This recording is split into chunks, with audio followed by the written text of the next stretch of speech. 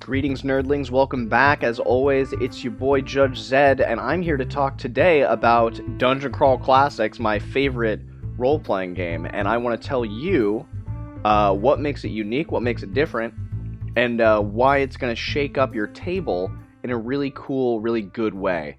So go ahead and join me now. Welcome to my video about why Dungeon Crawl Classics is just built different. That's right, I had a hard time figuring out what to title this video, so I decided to call it Why DCC's Built Different. And I think it's really apropos. I think Dungeon Crawl Classics is inherently just built in a way that's not like other role-playing games that you might have seen. And I want to talk a little bit about, like, what are the major elements to that? What are the major things about this role-playing game that's gonna be different from other fantasy role-playing games, even fantasy role-playing games that this one is directly based off of and uses the open gaming license from. So let's go ahead and go into the first one now. The character funnel. Now this is probably the most famous bit about Dungeon Crawl Classics that is wildly different from other role-playing games. Dungeon Crawl Classics does not have a zero session in the traditional sense. You're not going to be sitting down and crafting characters. You actually have no opportunity here to min-max or really do any of that stuff. The Dungeon Master is going to hand you 4 level 0 characters. And when I say Dungeon Master, what I really mean is Judge, but that's another segment of this video. They're going to hand you 4 level 0 characters with an occupation like Gong Farmer, which is literally a poop smith. And you're going to get sent into a dungeon, and your probability of survival is low.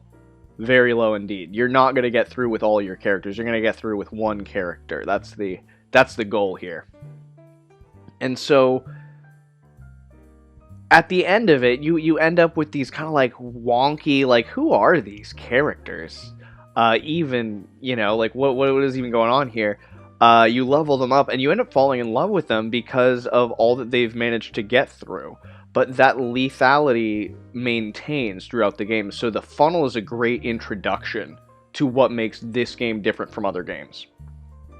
It really is that, it's your first step into the game, is this character funnel. And it's such a unique thing. You do not see this, I think, in any other role-playing game. I think it's strictly a Dungeon Crawl Classics thing, but I mean, if you wanted to do it in other systems, it seems like I have a lot of fun with it personally. I run funnels in order to flesh out new areas of my campaign. So, like, let's say the characters get sucked into a different realm. They get sucked into some post-apocalyptic world. I will usually do a cold open of that world with a funnel to kind of introduce you to the way that this world functions. It's a really good way to narratively tell a story. You can tell a lot about a society through a level 0 funnel. It's actually really interesting, like from custom occupations tables that players roll on to generate their characters, to the fact that the level 0 characters then become the hirelings for the system later on. Like, the game doesn't just the funnel doesn't just end after your level 0 session. The funnel kind of continues. That same lethality is always in play, and it's almost always encouraged to, like, if you have some money, why don't you hire some villagers to go into this dungeon ahead of you? You know? It just kind of makes sense. And again, the hirelings are level 0 characters, so you can have a hireling that ends up leveling up and becoming a new member of the party, or maybe your character dies and their squire takes over, or their young ward, or whatever, some kind of like Batman and Robin thing going on there. But it's just a really interesting element to the game that works mechanically well throughout the entire system. So the character funnel, it's a great introduction to the game. It's a great way to deal with hirelings and replacement characters and new players at the table, and just introducing new concepts to your players, even narrative ones. It's very, very cool to be able to see this stuff play out. I mean, especially like one-off sessions where you're going to do like a gladiator arena and there's going to be multiple fights and your players are going to be like betting on those fights. Maybe make them like play them out at the table, or have a couple players who aren't betting all their money actually play out that fight, rather than your players never being passive observers, which is one of the black rules. You never want your characters to just be an audience to something, unless that something is it's got to be brief and incredibly like storyline important, or a payoff. So I did do it recently in my most recent Lankmar session, where Olsova and Bauchicha went carousing whilst their former patron, who they betrayed, was wiped out, and their whole safe house was raided and burned to the ground. And I was able to describe their separate debauchery parallel to that sequence. So it wasn't I didn't consider it to be like a black rule that I've broken. Another one is time travel and how hard it is to do in RPG. So you're playing a game that's based around time travel from the ground up, or you just don't try not to do it too much. That being said, the funnel is such a unique way to run the game, and your level 0, being at level 0 informs so much about your character. It is your character's backstory. It's not something that you just come up with, it's something you actually get to play through, which makes this an incredibly unique and amazing role-playing game. But that's just the first of 3 things I want to talk to you about what makes this game so unique. Let's go to the second one right now. Gonzo design. So this is a weird one. Gonzo, I put here in quotes because it's a hot button word. It's a hot topic word. It means a lot of different things to a lot of different people and a lot of different mediums. But if you've never heard the word before, I'll give you a quick 101 crash course. It was coined based on the journalism of an American journalist known as Hunter S. Thompson, most famous for his fictional work, Fear and Loathing in Las Vegas, which was turned into a Terry Gilliam movie that's really good. There's also Where the Buffalo Roam and The Rum Diaries, which, I mean, all 3 of those are decent movies in their own right, and they're all about the same character. But basically what Gonzo journalism was he was talking more about, as a sports journalist especially, so he wrote a piece about the 1972 Super Bowl, I think. I'm probably wrong on the year there, I might be right. But he never actually attends the game. He just tells about the spectacle of the game itself and everything that goes on outside of the game. The event of the game, rather than just reporting on what the players did on the field. He was reporting on the experience itself. And so, what does that mean in terms of... It makes sense what that means in terms of, like, journalistic narratives. But what does that mean in terms of role-playing games? Let's do a jump to... what does that mean for fantasy literature? What of the appendix and authors are the most gonzo? The answer will shock you. It's J.R.R. Tolkien is the most gonzo of the appendix and authors. And I know you're going to be like, what do you mean? Why would you say this? It's because it's the trees. He describes so much of the world and so much of the overarching experience, and so much of that experience informs like the histories and the players and everything. Like there's so much depth to everything, but these characters are just kind of like skating across the surface of it. And it's very much so about... Lord of the Rings is very much about the experience of the journey, and not so much like the journey itself. It's very weird. But yeah, I would say Tolkien. Moorcock is also very gonzo in an RPG sense, I guess you could say, because it's slicker than Tolkien, but it still has that element of this, especially the Hawkmoon. Hawkmoon? Dorian Hawk. I have. Wait, hold on. Darn it. History of the Rune stuff. What's this guy's name? There's a band called Hawkmoon. There's a band called Hawkwind. And Hawkmoon is the name of the character. But getting way out of touch here. Why does this mean in a tabletop RPG? Well, a lot of people think it's the tables. Especially with the way that the narrative flows in a tabletop role-playing game. So in a traditional fantasy role-playing game, if I roll a d20 and I hit that 20-in-1 chance, that 5% d20, that natural 20, that critical, it's an automatic success, and I probably do like ×2 damage or ×3 damage if I have a feed or something. What Dungeon Crawl Classics does differently is it gives you a unique critical die that you're going to roll on a critical table. So you have like this level of special effects that can happen that add mechanics as well as fluff.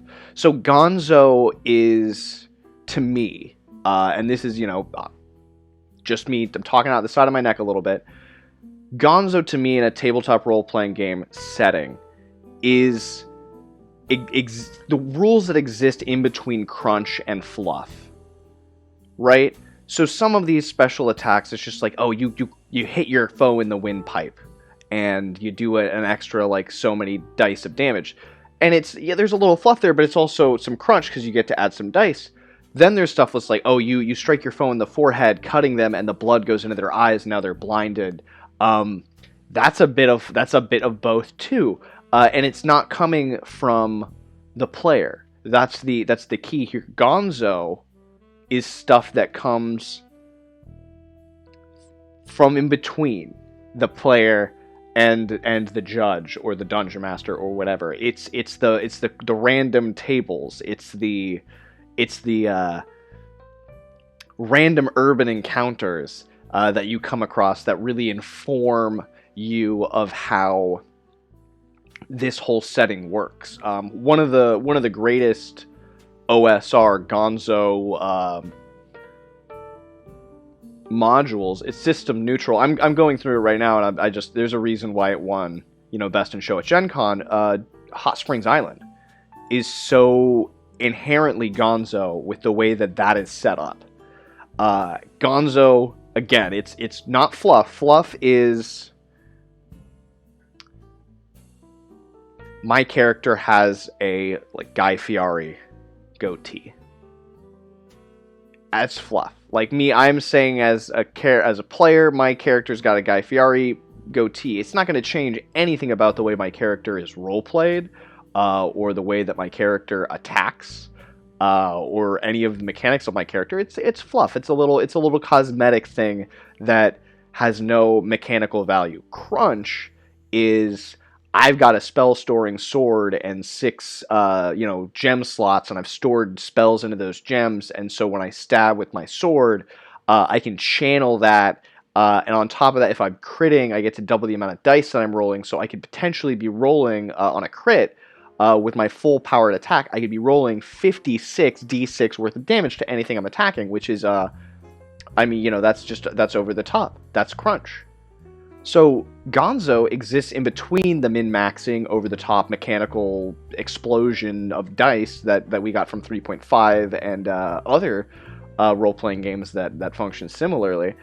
But it's also not the opposite of that. It's not just nothing. It's not a big table you roll on, is like, oh, your hair just changed color. That might be one of the lesser effects of a table that you roll on, is you get a Guy Fieri goatee, but we're talking about a game that has a table for magical facial hair across the board, built in, to its annual. Dungeon Crawl Classics has thought of everything. They've got a table for it, and even the community and beyond, and I want to talk about that next. So, Gonzo game design. It's a weird term. Many would argue, especially purists, would argue it has no place in being used to describe something in tabletop role-playing games, but so many in the community think that it's a perfect way to describe this marriage of crunch and fluff in a really cool way. Because players love crunch, players love fluff, but too much fluff is kind of like, oh, we're telling story time here, it's not really a role-playing game. And too much crunch is like, well, we might as well be playing a video game because this is too many dice to roll at a table. What are you doing? Why would you ever roll that many dice? So when you can combine the best of both of those into something that the players can enjoy, like critical hit tables or variable spell effects, or like patrons who have tables, and just like tables in general, everybody loves tables. They're kind of what makes the game what it is, in a lot of great ways. And not everybody agrees with me there. And I think that that's kind of what larger role-playing games, they will try to give you both fluff and crunch at the table. And sometimes they can really do that in a way that's very game balanced.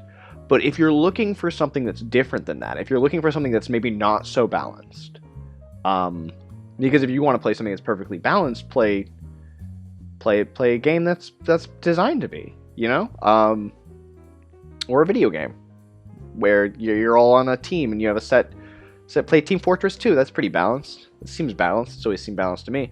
I prefer to have things that aren't balanced. I prefer to have things like that. You know, sometimes they go way in your favor, and sometimes they don't. You know, I threw a level 1 module at a level 3 party, and really scared that they ran away. They didn't even face the final boss, even though they probably could have taken them. But the fact that they know that I'll throw crazy stuff at them sometimes, it made them scared.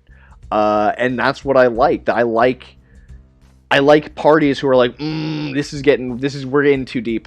We're in too deep and we gotta bail out. We gotta bail out the best way we can. How do we do this? Yeah, it can be really very, very strange. So, on that note, though, with all of these tables and that kind of design philosophy, how does that translate at the table when you're working with like rules as written? Like, is this book just tables? What is this Gonzo? How does this really inform gameplay? Well, that we're gonna have to talk about in my next segment here. Sweet freedom. That's right. Dungeon Crawl Classics gives you more freedom than other role-playing games can or will. Don't ask me why. I don't know why they won't, or they're afraid of giving you too much freedom. Maybe they want you to play the game the way they want you to play it. I'm not quite 100% sure. But because of its Gonzo nature, because of this weird marriage between crunch and fluff, and the fact that there are so many tables, this is a role-playing game where the person running the game is not referred to as a dungeon master. They're not a keeper of forbidden lore. They are not even a referee. They're a judge. You are there to judge what's happening and to decide what the most logical outcome or conclusion is. And for a game with so many tables, they've really scooped out a lot of what would otherwise in a role-playing game be like standard issue. So one of those things is a skill list. So normally, you'll have like a list of like 50 skills or more. Now, more recently, contemporarily, we have been trying to slim that number down a bit. I think the most recent edition of everyone's favorite fantasy role-playing game did do away with a great number of skills. I'm going to have a quick sip. That's good stuff. Stroop waffle.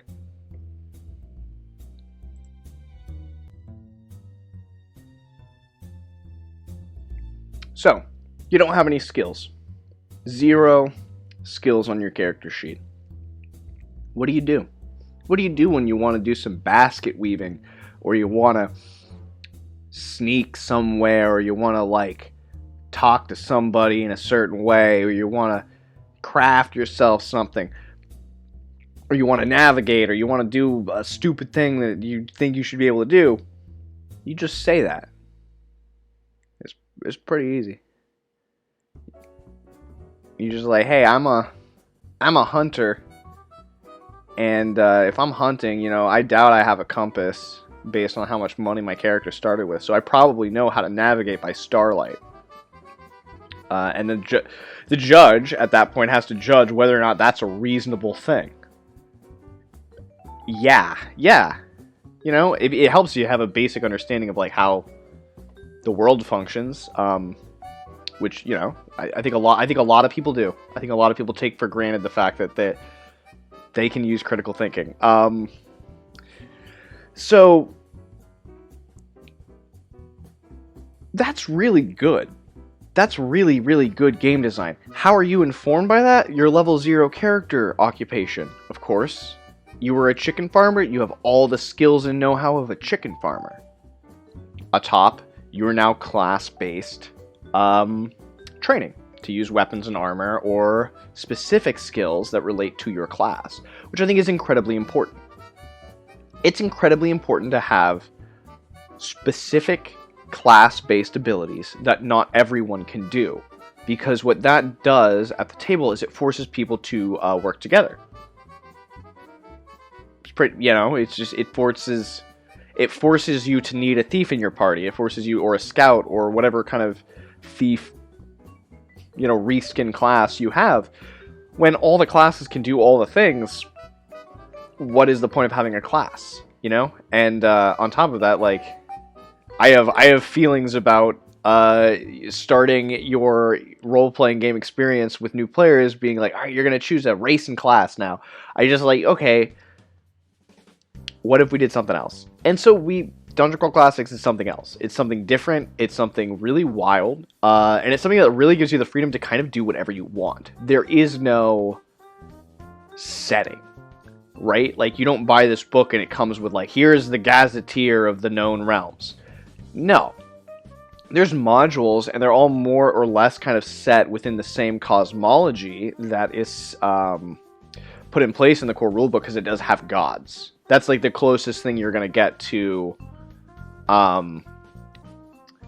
you know, a setting in DCC is like, here's a one-page list of gods and what their favored weapons are, and that's really going to be it for you. Everything else is alignment based. The gods are fluff for the most part, unless they are also a deific patron, or you have the Dungeon Crawl Classics annual that fleshes out a little more of how a cleric's deity can function, and how you can flesh out further your own custom deity entries, which I think is really, really cool. The game does give you all the tools you need to, like, expand on it yourself, and all of the rules are more or less, I don't even want to say rules, like they're just kind of like modular design templates that you can, like, move around as much as you want to. There's no part of this system that if you, like, completely ignore it, it breaks everything. You could totally run Dungeon Crawl Classics without a luck stat. I don't think that would be very fun. And I think it does kind of, like, it wouldn't be quite Dungeon Crawl Classics, but if you really wanted to pit your players in a like a Dark Suns-esque kind of thing where they're like, your luck is 0, nobody's lucky, you know? I could see it. I could see it being a really actually interesting examination of how luck works by forcing players to not have it, or giving them other ways to use it. But the game itself is hackable, and that's there's a lot of talk in the role-playing game community about the 3 main design philosophies behind role-playing games: simulationist, gamist, and narrativist. However, I personally add a 4th element to design, and that's hackability. How easy is it for a player to change something about this system, I'm not even going to say with fluff, because fluff is fluff. Fluff, you put it on top of something that already exists. I'm talking mechanics. How easy is it for somebody to go under the hood of this game or behind the screen and really start fiddling with things? And it's something that I look at when I buy a new role-playing game, or I review one, or I talk about it with other people. So here's an example of a game that I think is really cool. The Alien role-playing game. The Alien role-playing game is by the same people who made Tales from the Loop, which I think is amazing. I love the artwork for Tales of the Loop. I think it's a really cool narrativist game system. And they managed to gamify what was a very narrativist system into a really cool it's almost like a role-playing board game where you're like trying to sneak through an alien-infested encounter kind of thing. I love it. It is not hackable at all. I give it a 0 out of 5 score on the hackability rating, but it's because it's alien. Like, and I mean, like, you could make monsters for it. Like, people have added predators to the alien role-playing game. That's, you know, that was going to happen day one anyway. But that's really about it. Other than, like, adding new monsters, you can't really change anything about the system because everything is so closely interconnected with each other. Everything works together. It's all one thing, and it's not necessarily bad. And I'm not saying that a 0 out of 5 is a negative score for hackability. I don't think that that's necessarily a case at all. I think that it's something that we need to think about. If you're going to be talking about narrativist, simulationist, and gamist, you should also talk about, like, how hackable is this to... Can you change it? Like, how, like, yes, this game has very little hackability. The Alien game, you're probably not going to be able to do something to the rules to make it more narrativist or to make it less gamist. But Dungeon Crawl Classics, you absolutely can. It's hard to give this game a definitive score 1 to 5 on how gamist it is versus how simulationist it is versus how narrativist it is, because really that is up to how you choose to run the game.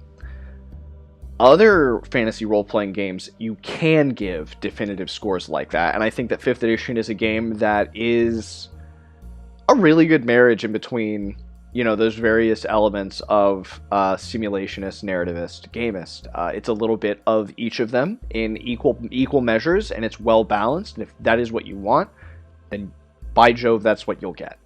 It's kind of hackable. You can take the individual elements of it and change them. You know, you can add new backgrounds. You could maybe even add some new classes. It'd be a lot of work. It's a lot of work to do that with 5th edition, because the stat blocks for... I mean, the stat blocks for monsters are like 2 pages. And then, like, classes are like multiple pages with, like, all of this stuff that you unlock from level 0 to 20. With Dungeon Crawl Classics, it's different because the monster stat blocks are really, really, really small. I'm a little frustrated that they don't have any info on, like, treasure types, but that's also part of the design thing. Is that you're meant to create your own treasure table if you want a game with treasure to be like a driving force. All the modules have treasure that's already in them, and all of the treasure you will find in a Dungeon Crawl Classics module makes narrative sense for it being in that location. So yeah, it's an incredibly hackable system. You can do whatever you want with it, really. Dungeon Crawl Classics has an amazing community of third-party creators, and the folks at Goodman Games are really, really good at allowing people to create what they want to create with the game. And for the most part, all of it's very Gonzo. I mean, the Hubris is a campaign setting. I gotta... Whilst I'm bringing up, yes, Hot Springs Island is being really good OSR, systems neutral, Gonzo writing etiquette for a role-playing game. The Hubris campaign setting is for Dungeon Crawl Classics. All the stat blocks you can use immediately. It's a fully realized campaign setting that's made up almost entirely of random encounter and location tables for a pretty big variety of, like, biomes, which is neat, like even some crazy fantasy ones. So Hubris is an excellent setting for that reason. It is very heavily informed by kind of that design aesthetic, that Gonzo design aesthetic. So Gonzo is almost inherently hackable because tables are really hackable. They're tables and random encounter tables and all tables in a role-playing game. They're a modular thing that's designed to be changed or interjected into something that's pre-existing, almost in every case. A table is the perfect example of modular game design. It's a random table for creating a random tavern name, or it's a random table for, horse attitudes, you know? It's something that's modular that you can use it if you want to, or you could ignore it if you want to. It's totally up to you. And the fact that Dungeon Crawl Classics makes such good mechanical use of tables for every class, just about. No, yeah, every class has some kind of table or matrix that in and of itself becomes modular in really, really cool ways. The Thief class has the only class that has a list of skills with, you know, bonuses that you get specifically, but those are all your thief skills. So you're not using your AD&D percentile dice to make that kind of stuff happen, which I think is really, really cool. I just cannot say enough good things about Dungeon Crawl Classics. So I wanted to make this quick video. It's like going to be a short, you know, under an hour, thank God. I'll try to make them slicker. Dungeon Crawl Classics, it's the best sword and sorcery fantasy role-playing game I've come across, and I do try to give new things a try at every turn. But this is good. This is better than good. This is a masterpiece. It really, really is. And I could talk about it for hours and hours, and I will. I will continue to. And if you've been enjoying listening to me rattle on about Dungeon Crawl Classics, please consider giving me a subscribe, a follow, maybe even a comment. Tell me I'm doing a good job. I'm kind of living and subsisting entirely off of the nice things that people are saying about me in my YouTube comment sections, and seeing that I'm getting new subscribers every day. So that's, I mean, it's really cool. Also, I'm on Twitch if you want to watch any of my live games. I'm running 3 different campaign parties right now. I'm running 2 good friends of mine in a Nehuan Lonkmar game currently. That's going every Saturday, and then every 2 weeks I've got my 2 Black Marsh games. I've got Alpha Team on Friday and Bravo Team on Wednesday. And they are going to be exploring the sandbox of Black Marsh, which is a it kind of harkens back to Blackmoor, which was the Dave Arneson original D&D campaign. So I'm trying to get back to the roots here a little bit, and it's a really cool setting. I like it a lot. It's great systems neutral kind of setting just to do whatever you want. And on that note, I'm gonna log off of here for now. Thank you so much for watching. I really do appreciate it. Give yourself a pat on the back for making it through this far. And I will see you all next time. Have yourself a great week at your table. And as always, I've been Zach Lane, a.k.a. Judge Zed, a.k.a. Zacharias the Pious of House Lane, first of his name, former Lord of Give-A-Shit-A-Sheer, Harbinger of Sass, and Holy Prince of the Sea of Ash, as well as Lord of the Game. And today that game has been the only game whose maze craze plays for days in ways that will amaze days and set characters ablaze. Dungeon Crawl Classics. Good night, everybody.